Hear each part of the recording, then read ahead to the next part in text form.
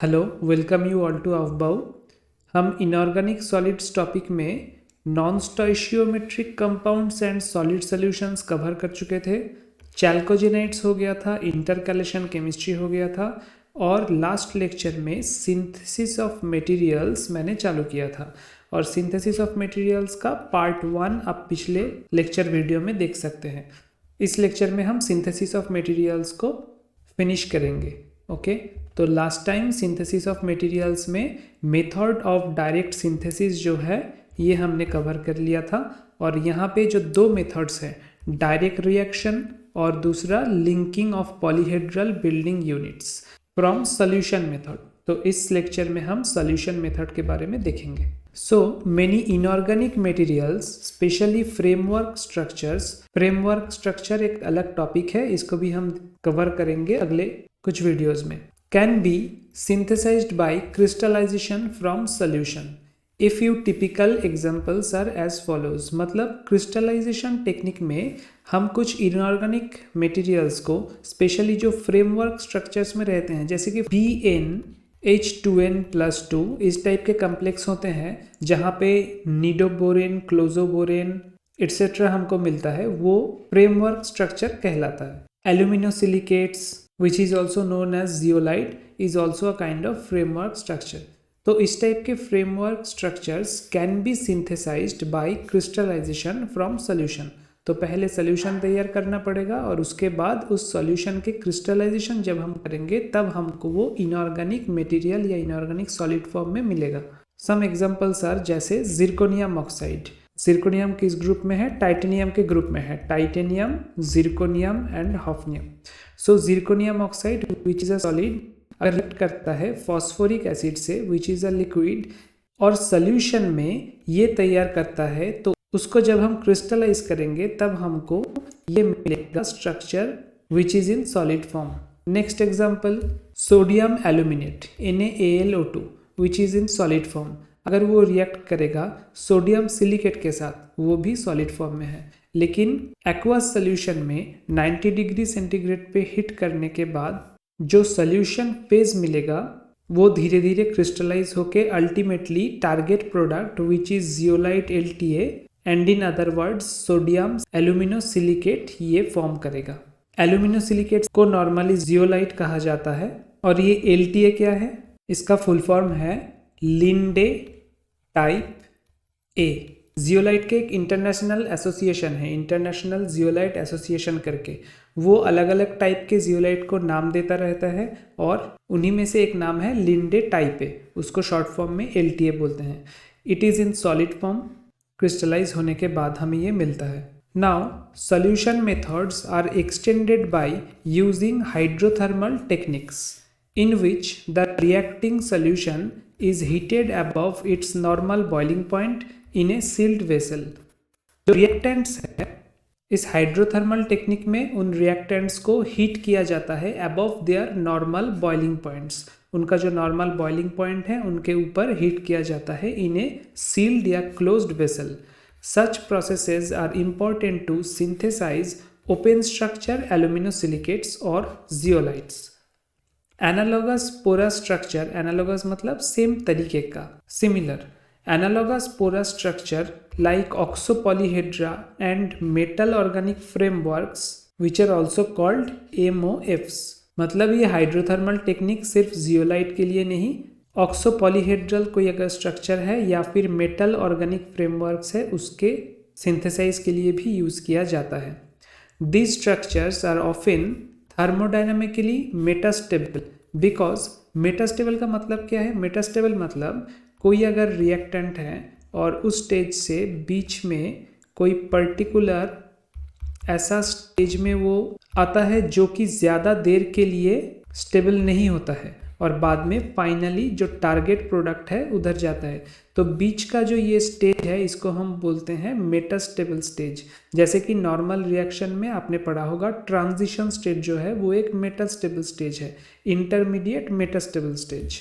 So these structures are often thermodynamically metastable because they gets converted to denser structures by heating. So these can't be made by direct high temperature reaction methods. Solution method से पहले हम जो direct method study किए थे वो direct high temperature वाला method यहाँ पे अप्लाई क्यों नहीं किया जा सकता। जैसे कि जियोलाइट ये सोल्यूशन मेथड से क्रिस्टलाइन होने के बाद जब प्रिपेयर्ड होता है उसको अगर हम directly more than 800 degree centigrade पे एक्सपोज करें तो वो फाइनली एक डेंसर फेज सोडियम एल्यूमिनोसिलिकेट तैयार तो करता है, लेकिन ये जियोलाइट फॉर्मेशन ब्रेक हो जाता है। इसीलिए हम direct high temperature reaction method को सोल्यूशन मेथड के साथ मिक्स नहीं कर सकते, and that is an advantage of solution method over direct high temperature methods. Solvents such as liquid ammonia, supercritical CO2 and organic amines have been used in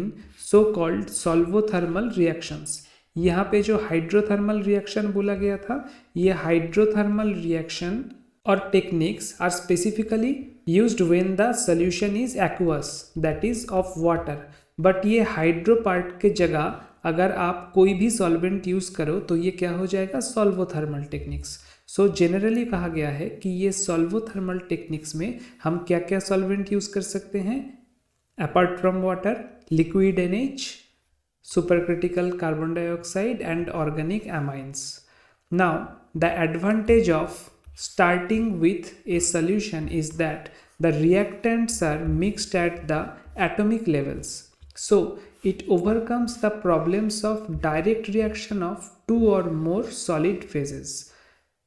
Obviously solution phase में, especially in homogeneous solution, the reactants are in their atomic levels which was not possible in case of solid phases। आप mortar pestle में कोई solid phase को कितने भी temperature देके कितने भी ग्राइंड कर लो, वो कभी सॉल्यूशन में जितना छोटा लेवल में जाता है कोई भी रिएक्टेंट उस लेवल में नहीं जा पाएगा।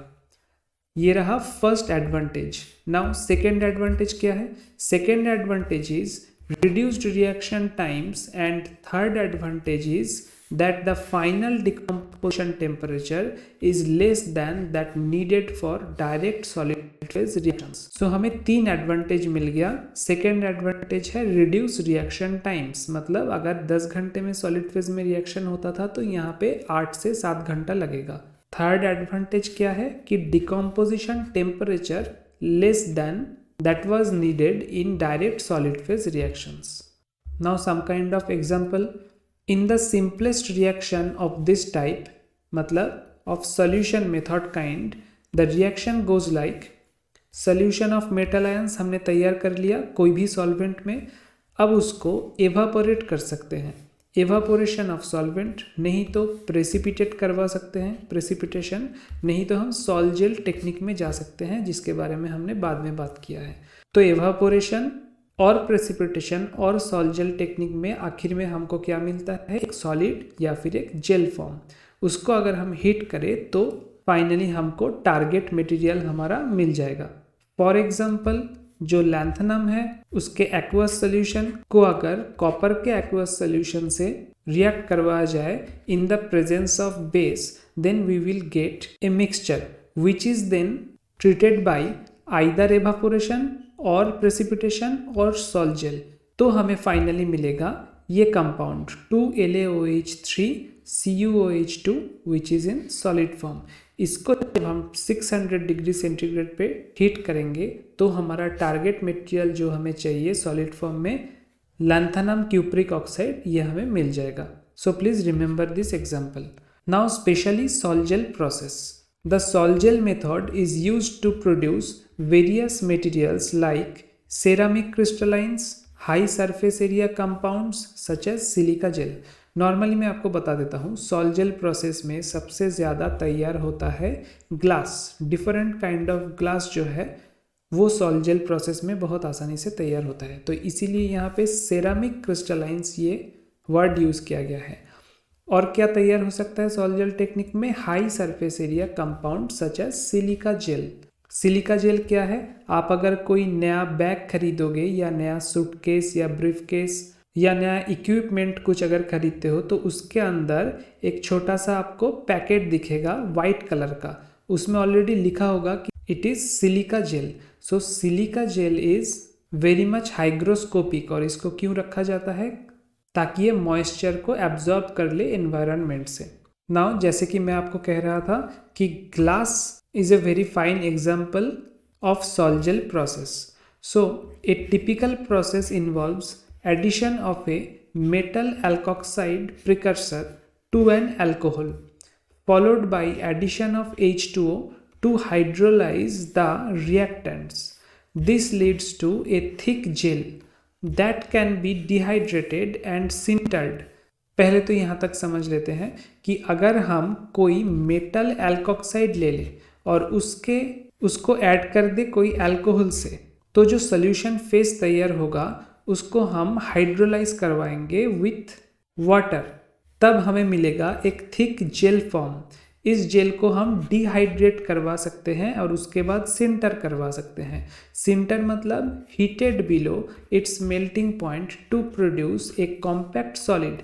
अगर हम मेल्टिंग पॉइंट के ऊपर हीट करेंगे तो ये मेल्ट हो जाएगा, जेल फॉर्म में नहीं रहेगा, कंप्लीटली सोल्यूशन फॉर्म में या सॉल्व फॉर्म में आ जाएगा। तो हमें डिहाइड्रेट बहुत केयरफुली करना है with heating so that the melting point does not gate crossed. तो हमें क्या मिलेगा आखिर में? एक compact solid. For example ceramics containing aluminium oxide and TiO2 titanium oxide can be prepared in this manner. So Sol-Gel method में aluminium oxide से और टाइटेनियम ऑक्साइड से हम ग्लास या सेरामिक मटेरियल तैयार कर सकते हैं। So that is all about bulk material synthesis. What is this? आपने अगर लास्ट लेक्चर ध्यान से सुना होगा तो आप देखोगे कि ये बल्क मटेरियल सिंथेसिस चल रहा था, in which there were 2 ways to synthesis. एक था डायरेक्ट मेथड और एक था सोल्यूशन मेथड। तो डायरेक्ट मेथड हमने पिछले लेक्चर में कवर कर दिया था और सोल्यूशन मेथड इस लेक्चर में हो गया। लेकिन ये बल्क मटेरियल सिंथेसिस के अलावा भी टॉपिक में जो सिंथेसिस ऑफ मटेरियल दिया गया है उसमें है chemical deposition method. Chemical deposition method में हम क्या करेंगे? Sometimes inorganic materials need to be generated as thin layer और फिल्म। हमें हमेशा बल्क मटेरियल नहीं चाहिए होता है, हमें कोटिंग के लिए किसी सब्सटेंस के ऊपर कोटिंग करने के लिए थिन लेयर या फिल्म टाइप के लेयर चाहिए होता है।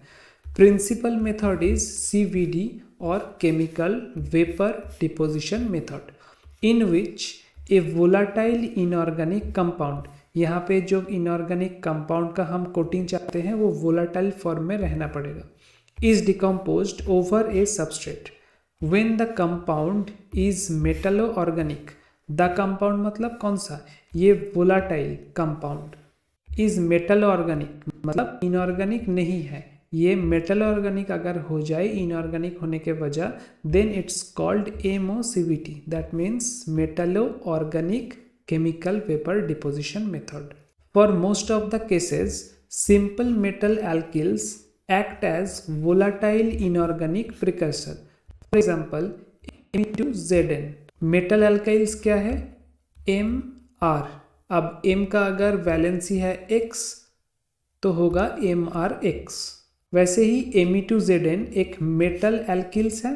अब ये मेटल एल्किल इज वोलाटाइल, वो कैसे पता चलेगा? क्योंकि इसका वेपर प्रेशर है 0.3 बार एट रूम टेम्परेचर।